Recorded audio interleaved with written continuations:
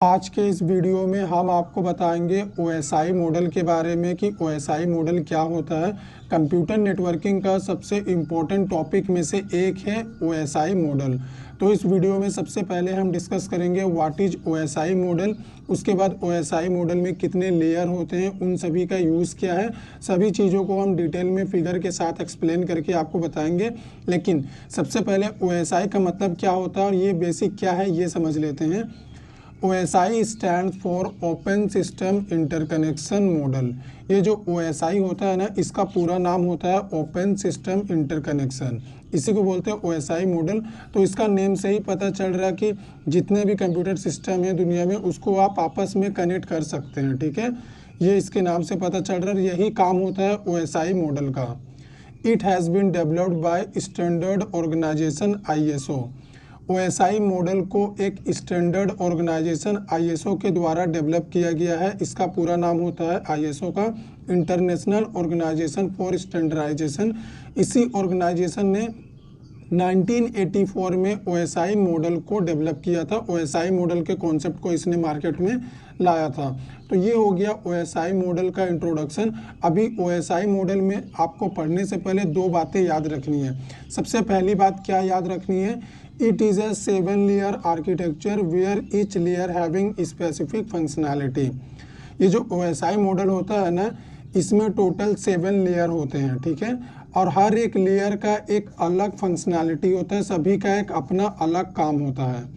और second use क्या है, all these 7 layer work collaboratively to transmit the data from one network to another across the globe.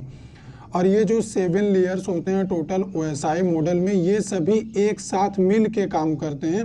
और ये सभी एक साथ मिल के जब काम करते हैं तभी क्या होता है, एक नेटवर्क से दूसरे नेटवर्क में हम कहीं भी डेटा को पूरे दुनिया में ट्रांसफ़र कर सकते हैं।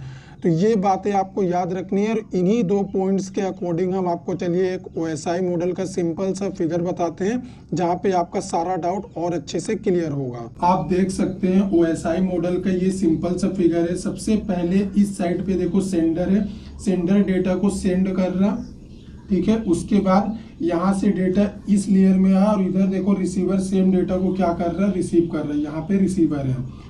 तो ऊपर में जो ये 3 लेयर है ना सेंडर साइड में, इन तीनों लेयर को हम क्या बोलते हैं, इनको हम बोलते हैं सॉफ्टवेयर लेयर, ठीक है।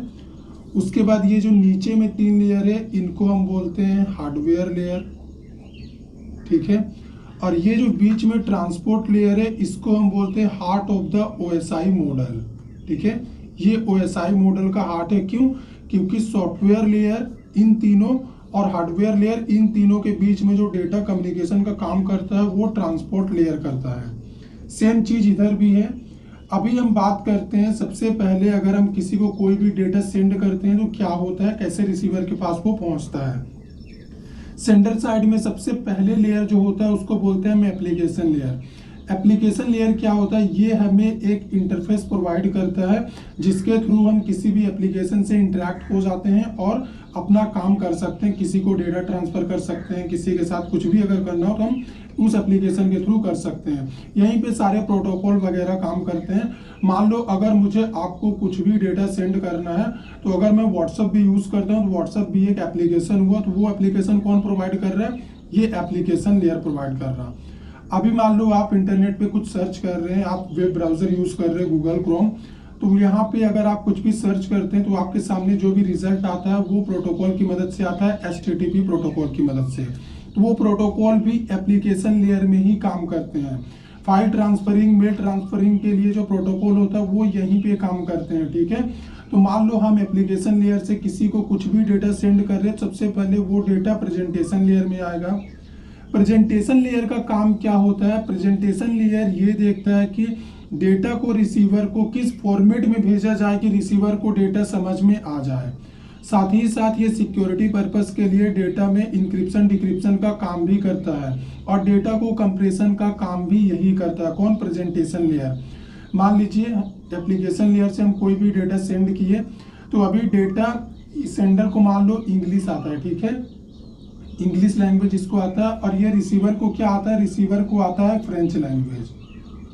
तो अगर सेंडर इंग्लिश लैंग्वेज में डेटा एप्लीकेशन लेयर से भेजा, प्रेजेंटेशन लेयर में आया, तो प्रेजेंटेशन लेयर क्या करेगा, इस इंग्लिश डेटा को फ्रेंच लैंग्वेज में ट्रांसलेट करेगा, तब रिसीवर को भेजेगा ताकि रिसीवर को समझ में आ जाए। साथ ही साथ सिक्योरिटी पर्पस के लिए, हैकर से बचाने के लिए ये डेटा को इनक्रिप्ट करेगा, फिर बाद में डिक्रिप्शन का काम यहाँ पे होगा, ठीक है। और डेटा को ये कंप्रेस करता है, मतलब डेटा के साइज को ये कम करता है ताकि डेटा को फास्टली रिसीवर के पास भेजा जा सके। ये काम होता है प्रेजेंटेशन लेयर का। अब प्रेजेंटेशन लेयर अपना काम करने के बाद डेटा को ट्रांसफर करता है सेशन लेयर के पास। सेशन लेयर का काम क्या होता है, सेशन लेयर का बड़ा ही सिंपल सा काम है। ये सेंडर और रिसीवर के बीच एक कनेक्शन का सेशन स्टार्ट करता है कि जब तक रिसीवर को डेटा रिसीव ना हो जाए, वो कनेक्शन का जो सेशन है वो स्टार्ट होना चाहिए, वो कंटिन्यू रहना चाहिए। मान लो डेटा कोई भेज रहा है, सेशन लेयर कोई डेटा ट्रांसफर कर रहा है, ठीक है, आधा डेटा गया, डेटा जाना बंद हो गया, तो दोबारा सेशन लेयर फिर से सेशन को स्टार्ट नहीं करेगा, वो वहीं से आगे डेटा ट्रांसफर करेगा जहां से डेटा का ट्रांसफरिंग रुक गया था। ये काम होता है सेशन लेयर का। अब बात करते हैं ट्रांसपोर्ट लेयर की। ट्रांसपोर्ट लेयर में जो भी डेटा सेशन लेयर से आता है, सबसे पहले ट्रांसपोर्ट लेयर क्या करता है, उस डेटा को सेगमेंट के फॉर्म में डिवाइड करता है। मतलब डेटा को छोटे छोटे सेगमेंट में ये डिवाइड करता है ट्रांसपोर्ट लेयर।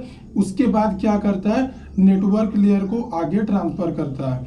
तो यहाँ पे ट्रांसपोर्ट लेयर में दो चीज होती है, एक होता है टीसीपी और एक होता है यूडीपी प्रोटोकॉल। अगर आप कनेक्शन स्टैब्लिश करके डेटा भेजना चाहते हैं तब आप टीसीपी प्रोटोकॉल की मदद से भेजेंगे। अगर आप बिना कनेक्शन स्टैब्लिश किए डेटा को फास्टली बस भेज देना चाहते हैं तब आप यूडीपी की मदद से डेटा को सेंड करेंगे। टीसीपी की मदद से डेटा सेंड करने से फायदा क्या होता है कि अगर डेटा रिसीव होता है तो हमें पता चलता है, एक फीडबैक आता है रिसीवर साइड से कि डेटा रिसीव हो चुका है। अगर रिसीव नहीं भी होता तभी भी हमें पता चलता है, क्योंकि टीसीपी हमें सारी जानकारी प्रोवाइड करता है। जबकि अगर हम यूडीपी प्रोटोकॉल की मदद से ट्रांसपोर्ट लेयर से डेटा भेजते हैं तो डेटा रिसीव हो या ना हो हमें पता ही नहीं चलेगा, बस डेटा भेज गया एक बार, बस उसी से मतलब है, ठीक है। और ये हमें कोई एक्नॉलेजमेंट भी सेंड नहीं करता है। अगर डेटा फास्ट भेजना होता है तब हम यूडीपी प्रोटोकॉल यूज करते हैं बिना कनेक्शन के डेटा भेजने के लिए। अब ट्रांसपोर्ट लेयर से जो भी डेटा सेगमेंट फॉर्म में नेटवर्क लेयर में आता है, नेटवर्क लेयर क्या करता है, सबसे पहले उस डेटा को ना पैकेट के फॉर्म में ट्रांसफर करता है। उस डेटा को पैकेट में ये डिवाइड करता है, अलग अलग छोटे छोटे पैकेट में ये तोड़ता है। तो नेटवर्क लेयर के पास बहुत ज़्यादा काम होता है। ये क्या करता है, सेंडर और रिसीवर दोनों का आईपी एड्रेस स्टोर करके रखता है, और जितना भी राउटर का काम होता है यहीं पे होता है। तो इसके पास सेंडर रिसीवर दोनों का एड्रेस होता है कि डेटा कहाँ से आया है और डेटा को कहाँ भेजना है। साथ ही साथ नेटवर्क लेयर ये भी डिसाइड करता है कि डेटा को किस तरीके से रिसीवर के पास भेजा जाए, किस रास्ते से भेजा जाए कि डेटा बहुत जल्दी रिसीवर को रिसीव हो जाए। यानी जो भी राउटर का काम होता है वो यहाँ नेटवर्क लेयर में ही होता है। अब नेटवर्क लेयर जो भी डेटा पैकेट के फॉर्म में डेटा लिंक लेयर को भेजता है, डेटा लिंक लेयर क्या करता है, सबसे पहले उस डेटा को फ्रेम करता है, ठीक है। उस डेटा का ये फ्रेमिंग करता है। यहाँ पे जो डेटा पैकेट लेयर में था, डेटा लिंक लेयर में वो डेटा फ्रेम के फॉर्म में आ चुका है। तो डेटा लिंक लेयर का 3 काम होता है। सबसे पहला, जो भी डेटा आया है वो डेटा एरर फ्री है कि नहीं। अगर एरर फ्री है तो उसके एरर को हटाना और एरर फ्री डेटा आगे ट्रांसफर करना। साथ ही साथ ये क्या करता है, सेंडर और रिसीवर के साइड में डेटा के फ्लो कंट्रोल को ये मेंटेन करता है। मान लो सेंडर डेटा सेंड कर रहा है 10 Mbps स्पीड से, रिसीवर 5 Mbps स्पीड से रिसीव कर रहा। तो ऐसे में क्या होगा कि रिसीवर के साइड में डेटा कम रिसीव होगा, यहाँ पे ट्रैफिक बढ़ जाएगा, लोड बढ़ जाएगा, तो हमारा डेटा करप्ट भी हो सकता है, डेटा लॉस भी हो सकता है। तो डेटा लिंक लेयर क्या करता है, सेंडर और रिसीवर दोनों के साइड में जो डेटा ट्रांसफरिंग का स्पीड है वो मेंटेन रखता है, सेम स्पीड यहाँ पे ये करके रखता है। साथ ही साथ ये फिजिकल एड्रेसिंग का भी काम करता है कि मान लो एक नेटवर्क है, उसमें हजारों कंप्यूटर कनेक्टेड है, हमें किसी पर्टिकुलर में डेटा सेंड करना है, तो डेटा लिंक लेयर क्या करता है, उसका फिजिकल एड्रेस भी निकालता है, फिजिकल एड्रेसिंग का काम भी ये करता है। अब जो भी डेटा फ्रेम के फॉर्म में डेटा लिंक लेयर में आता है, ये क्या करता है, फिजिकल लेयर को ट्रांसफर करता है।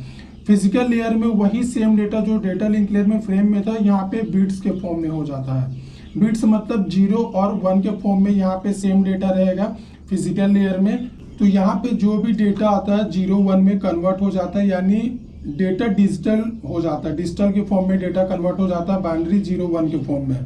तो अभी फिजिकल लेयर क्या करता है, इस डेटा को ना यहाँ पे बहुत सारे नेटवर्क डिवाइस होते हैं जो डेटा को ट्रांसफर करने का काम करते हैं, जैसे हब, स्विच, ये सभी डिवाइसेस होते हैं। तो ये क्या करेगा, फिजिकल लेयर ये डिसाइड करता है कि रिसीवर के पास डेटा वायरलेस भेजना है या फिर वायर के थ्रू भेजना है। ये काम भी फिजिकल लेयर का ही होता है।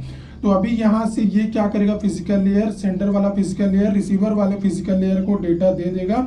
अभी सेम प्रोसेस जो इधर रिपीट हुआ है, सेम वही प्रोसेस उल्टा तरीके से रिसीवर के साइड में रिसीव होगा। रिसीवर के साइड में सबसे पहले फिजिकल लेयर आएगा, बिट्स के फॉर्म में डेटा रहेगा, ये डेटा देगा डेटा लिंक लेयर को, फ्रेम के फॉर्म में डेटा रहेगा। उसके बाद ये डेटा आएगा नेटवर्क में, तो पैकेट के फॉर्म में ट्रांसफर होगा। फिर क्या होगा, ये डेटा आएगा ट्रांसपोर्ट लेयर में, तो सेगमेंट में डेटा रहेगा। फिर सेम डेटा सेशन लेयर में जाएगा, तो सेशन लेयर में डेटा सेम वैसे ही फॉर्मेट में आ जाएगा जिस फॉर्मेट में सेंडर ने सेंड किया था। यानी अगर मान लो डेटा था तो वो डेटा ही रहेगा। अभी इस यहाँ पे वो डेटा सेम फॉर्मेट में ही रहेगा जिस फॉर्मेट में सेंडर ने भेजा था, क्योंकि प्रेजेंटेशन लेयर क्या करता है, सेम उसी फॉर्मेट में फिर से डेटा को कन्वर्ट कर देता है ताकि रिसीवर को समझ में आ सके और इस फॉर्मेट में रिसीवर को डेटा रिसीव हो। तो ये सिंपल सा हमारा OSI मॉडल का फिगर है। एग्जाम में MCQ क्या पूछेगा, ट्रांसपोर्ट लेयर में डेटा किस फॉर्म में होता है, सेगमेंट के फॉर्म में। नेटवर्क लेयर में डेटा किस फॉर्म में होता है, पैकेट के फॉर्म में। डेटा लिंक लेयर में फ्रेम के फॉर्म में। फिजिकल लेयर में बिट्स के फॉर्म में डेटा होता है। और इन सभी का काम क्या होता है, मैंने आपको इस फिगर के थ्रू बढ़िया से समझा दिया है। अगर आपको वीडियो पसंद आया हो तो लाइक करिए, शेयर करिए, दोस्तों के बीच अच्छे से शेयर करिए ताकि उनकी भी हेल्प हो सके।